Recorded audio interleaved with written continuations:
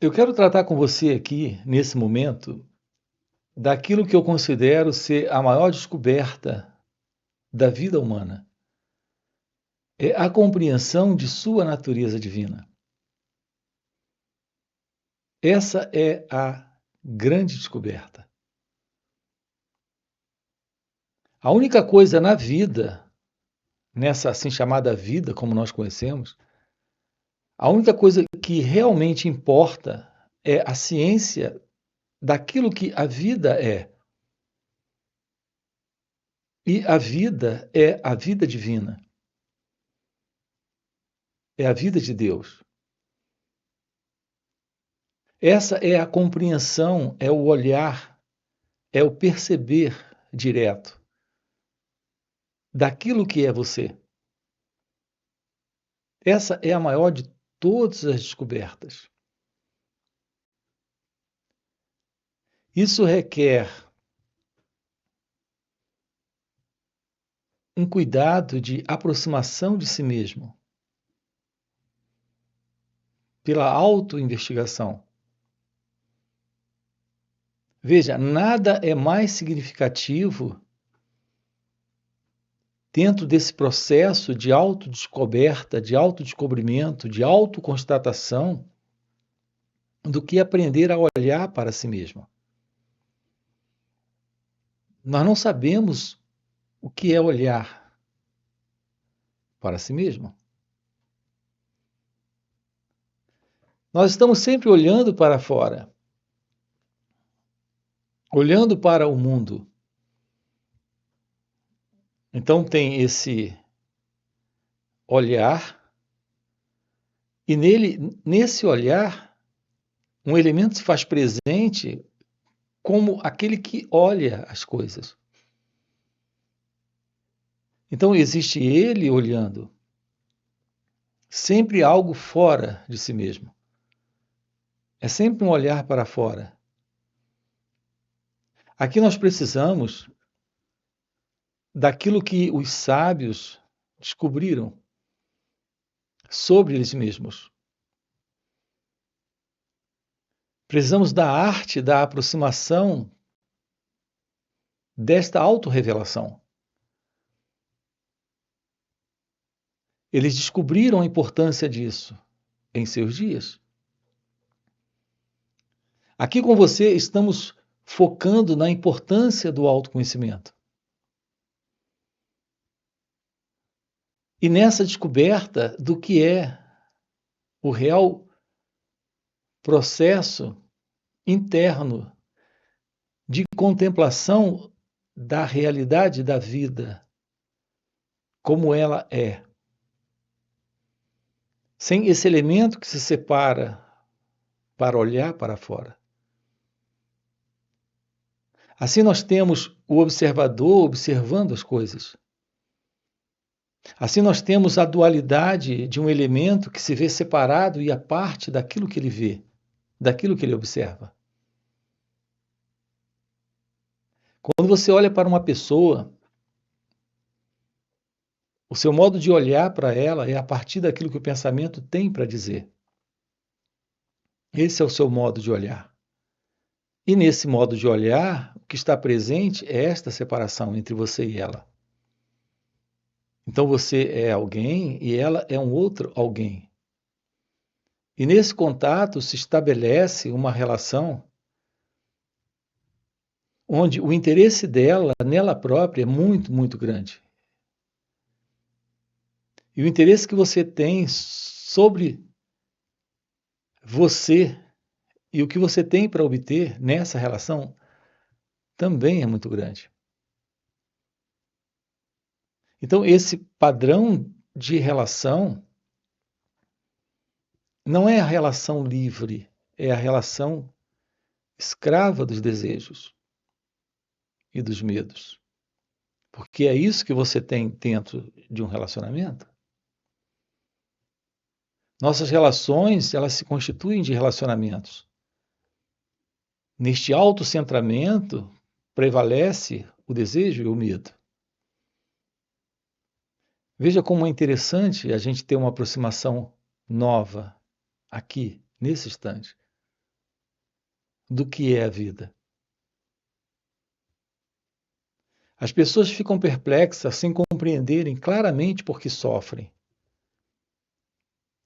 Veja, nós sofremos por ignorância. O nosso comportamento na relação com o mundo e naturalmente com o outro é uma relação centrada na mentira, na ilusão e, portanto, na ignorância. Como não há verdade, não há beleza, não há liberdade, não há amor. E é por isso que sofremos. Sofremos porque somos egocêntricos. Sofremos porque estamos sempre vivendo uma vida autocentrada em nossos próprios interesses. Não há um contato com a totalidade da vida, porque nos vemos separados e à parte dela. É quando esse olhar é um olhar a partir deste centro falso, desse centro ilusório, desta identidade egocêntrica. Do que é constituída essa entidade? Do que ela é feita? Ela é feita de pensamentos. Repare que quando você está num contato com a natureza, ali, por exemplo, assentado à beira de um lago ou numa pedra, olhando aquelas águas da cachoeira descendo, ou ali assentado à margem, ali olhando daquela margem o rio descendo. Nesse momento, eles não têm nada para lhe oferecer. E por saber disso, o intelecto condicionado, esse movimento mecânico de autocentramento egocêntrico, que é o movimento do eu dentro de cada um de nós, não entra. Nesse momento, há um olhar. Veja, os olhos estão percebendo o externo, mas não existe um elemento por trás desse olhar. É só um olhar diante daquela cachoeira, diante daquele rio, ou ali naquela praia. E nesse instante se estabelece em você um momento de quietude, de silêncio, de paz. É tão interessante esses momentos em nossas vidas que nós os buscamos. Você viaja para estar em lugares assim, onde você possa, nesse momento, apenas estar a sós. Veja, você não está acompanhado. Mesmo que você esteja cercado de pessoas ali, naquela praia, naquele lago, ou naquela pedra, olhando a cachoeira, tudo desaparece. Ou melhor, tudo está presente, mas não tem você. Como um elemento à parte, separado daquele instante, daquele momento. E esses são os melhores e mais inacreditáveis momentos na sua vida. Repare, é exatamente quando você não está. Quando a sua vida não está. Lá não está o seu escritório, o seu consultório, a sua loja, a sua empresa, sua família, o seu passado, o seu futuro. É só um momento de quietude, silêncio, de ausência do eu. Então, repare, a vida acontece sem esse elemento na observação dela. Aqui, nesses encontros, nós estamos esclarecendo isso para você, lhe dizendo que a vida é possível sem o eu, sem o ego, sem esse centro, sem esse elemento que se separa para observar a partir do seu autointeresse. A vida é possível sem esse elemento autocentrado. A vida é possível nesse contato com o marido, com a esposa, com os filhos, com o mundo à sua volta, sem esse autocentramento. Contato com essa realidade é o contato com o florescer de sua natureza divina. O ser humano não é feliz. Ele tem momentos de prazer. Em algum nível, em algum instante, em algum momento, há uma aproximação de satisfação, de preenchimento, de realização temporária numa dada situação. Mas logo, logo ele está de volta ao seu velho e antigo modelo de identidade egocêntrica, de sentido de separação. O que falta em nossas vidas? Eu vou lhe dizer, é a ciência da própria vida. É a compreensão da realidade da vida. A compreensão da realidade da vida é o fim do modelo de memória e experiência de alguém. Nós vamos esclarecer isso aqui para você. Nós temos vivido, estamos vivendo na memória e na experiência de alguém, que é esse mim. Na memória, você tem uma história. E na experiência, você tem acontecimentos já registrados pelos quais você passou. Então, o seu contato com a vida ocorre sempre nesse formato, com base no passado, que é a memória, com base no passado, que é a experiência de alguém. Então, não há nada real, no sentido de algo novo, aqui e agora acontecendo. Estamos sempre trazendo o passado para nortear nossas vidas. Então, essa minha vida é a vida do centro egóico, deste centro ilusório. Então, há uma diferença entre uma vida assentada na experiência, no conhecimento e, portanto, na memória, para uma vida de compreensão, onde há uma resposta para esse momento. Sem o passado, sem o conhecimento e sem a experiência. Nós precisamos descobrir a vida da sabedoria, a inteligência dos sábios. Eu tenho chamado isso de inteligência espiritual. A real inteligência é a inteligência do sábio, é a inteligência divina. Essa inteligência responde a esse momento em linha com aquilo que aqui está acontecendo. E não em conflito com isso, em disputa, em demanda, em luta. Isso requer a presença de um novo modo de sentir, de agir, de pensar. Ou seja, isso requer a presença de uma nova consciência. O sábio Ramana Maharshi, está aqui a foto dele. Aqueles que se aproximavam dele, ele sempre indicava para esses a Atma Vichara,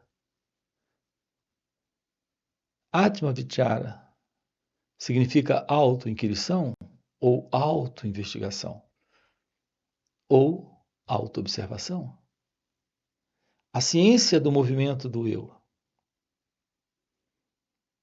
deste egocentramento. Essa é a porta que se abre para o fim desse modelo de pensamento, memória, conhecimento e experiência, que tem dado norte a essa condição do egocentramento, que é esse elemento em você, que é você, que se passa por você, que se mostra como sendo você, dentro desse contexto da vida, sentindo ter uma vida própria, à parte e separada desta grande totalidade da existência. Nesse mero existir do eu, do ego. Então, um trabalho em direção à verdade do seu ser é a desconstrução desse modelo.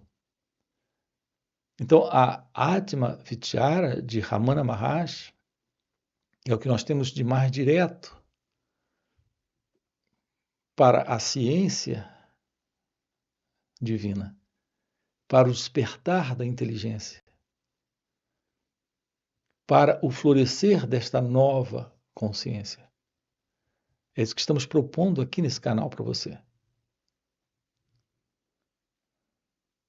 É algo possível nesta vida. É algo possível agora, quando temos o fim da ilusão, desse sentido do eu, do ego. É quando nós temos o fim para a dualidade. Assim, a autoinquirição, a autoinvestigação é a forma direta desta aproximação, da compreensão daquilo que nós somos. Nesse instante.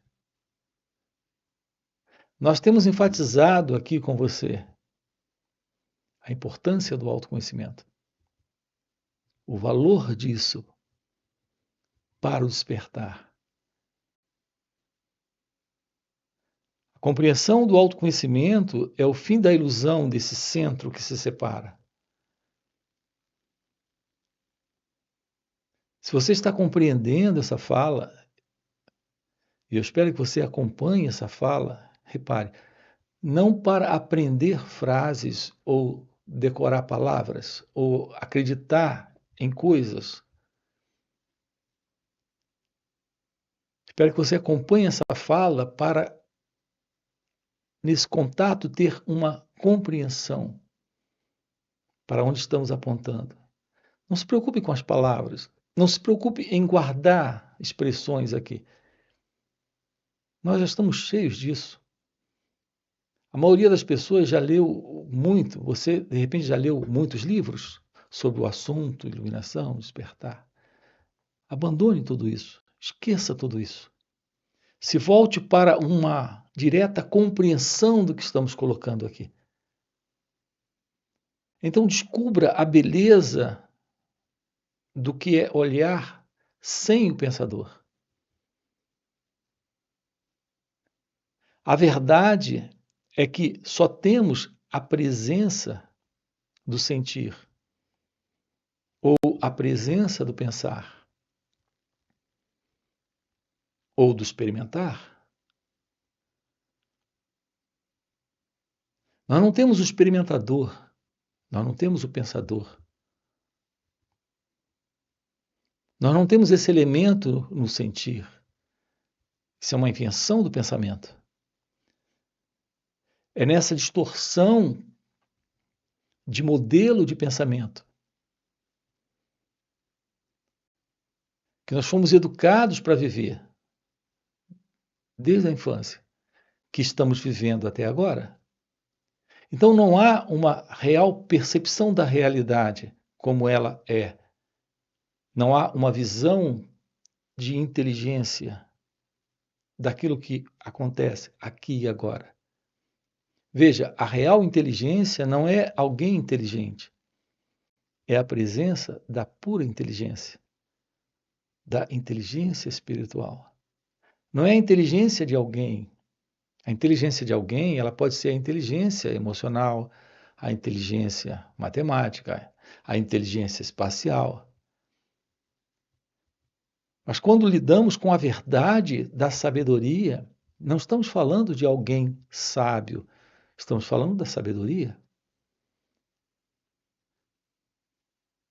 Lidar com a vida como ela acontece, sem conflitar com o que se mostra, requer inteligência divina, inteligência espiritual. Isso é sabedoria. Não tem alguém envolvido nisso. Há somente esta ciência de ser, que é a verdade de Deus. Então, qual é a verdade do pensar? O que é o pensar? Qual é a verdade do pensamento? O que é o sentir? O que é o viver? O que é a vida?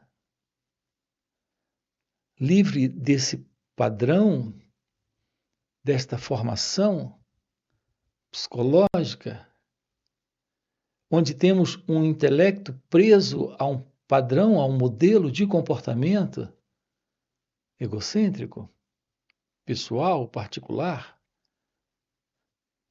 onde todo o contato que temos com o outro é interesseiro, é egocêntrico,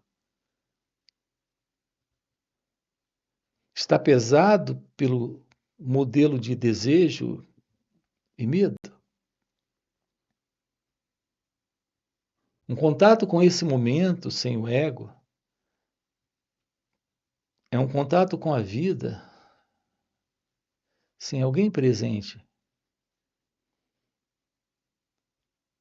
A revelação do silêncio é a revelação da ausência dessa interna inquietude, tagarelice. Quando as pessoas se deparam com problemas na vida, elas estão apenas se deparando com o modelo delas mesmas. Ali. Porque, veja, não há na vida como ela é problema. A vida é o que ela é. Ela se expressa como ela se expressa. É essa orientação interna, que na verdade é uma desorientação interna do modelo do pensamento egocêntrico em nós, que ao se deparar com as situações como elas se apresentam, desafiadoras como elas são,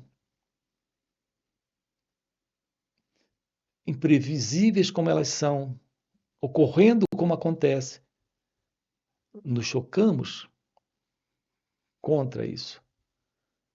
Entramos em demanda contra isso. Rejeitamos. Rejeitamos quando não gostamos. Não gostamos quando isso não se ajusta aos nossos desejos, aos nossos motivos e razões. Então nós temos o problema. Veja, não é a vida o problema. Nós estamos com problemas. Veja, nós estamos com problemas não porque a vida seja problemática, mas porque nós somos problemáticos na vida. Particularizamos a vida. Estamos fazendo escolhas, decidindo o que gostar, o que não gostar, o que querer e o que não querer, o que buscar e o que não buscar, o que preferimos e o que não preferimos. Vivemos em nossas escolhas do que gostamos ou não gostamos, do que esperamos ou não esperamos. Podemos ter um contato com a vida sem o centro em torno do qual a vida, essa particular vida, parece estar acontecendo? Porque essa é a projeção do ego. Ele tem uma particular vida, da qual ele é o centro. E quando ele é o centro, o seu contato com a experiência é a partir desse experimentador, desse pensador, desse controlador. Esse é o ego. É aqui que está o problema. Então, o problema não está na vida, o problema está na mente egóica, na condição psicológica de ser alguém. A verdade é que nós podemos sim nos livrarmos de tudo isso, descobrindo a verdade sobre quem nós somos. E aqui essa descoberta requer que ocorra uma direta compreensão. Veja, uma compreensão direta requer um olhar sem o passado.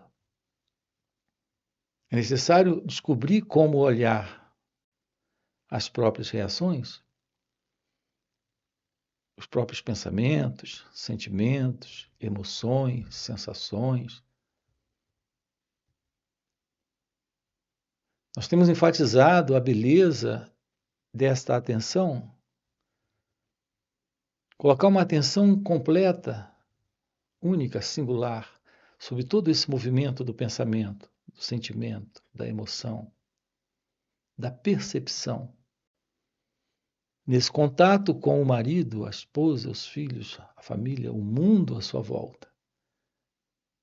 Sim, estamos sempre voltando ao básico. As nossas relações são perfeitas, porque elas nos mostram quem nós somos. A confusão em que nós nos encontramos. Nossos medos, desejos, expectativas, anseios, acepções, crenças, as nossas confusões e desordens internas.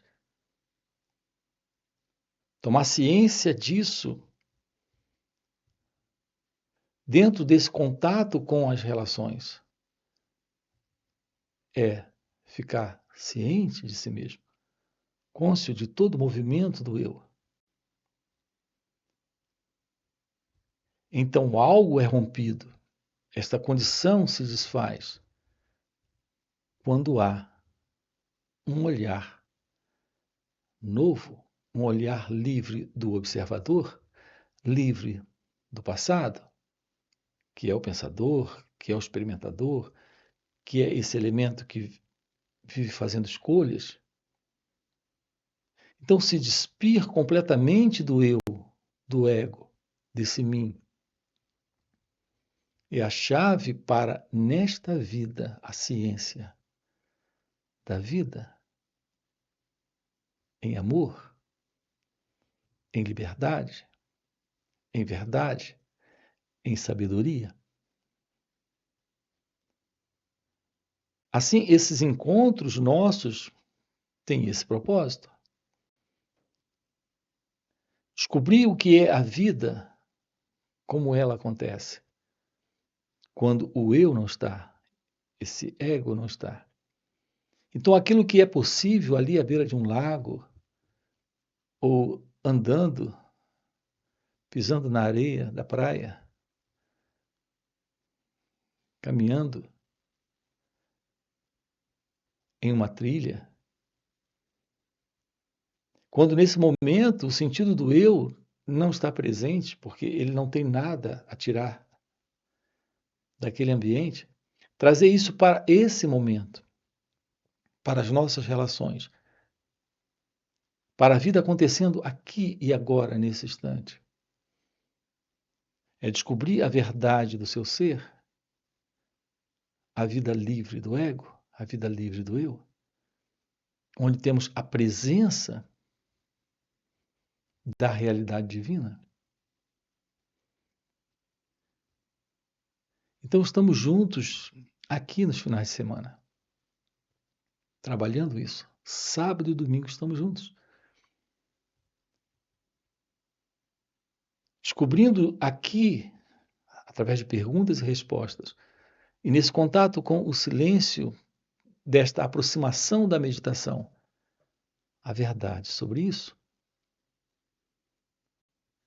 Nós temos também encontros presenciais, nós também fazemos retiros. Você tem aqui na descrição do vídeo o link do WhatsApp para participar desses encontros. Portanto, se isso é algo que faz sentido para você, já deixa aqui o seu like, já se inscreve no canal. Se você ainda não se inscreveu, já se inscreve no canal e coloca aqui no comentário, sim, isso faz sentido. Ok? E a gente se vê. Valeu pelo encontro e até a próxima. No texto Ribhu Gita está escrito que eu permaneço fixo enquanto inúmeros universos, tornando-se conceitos em minha mente, rodam dentro de mim. Essa meditação é o circuito mais elevado. Porque a mente não pode ser voltada para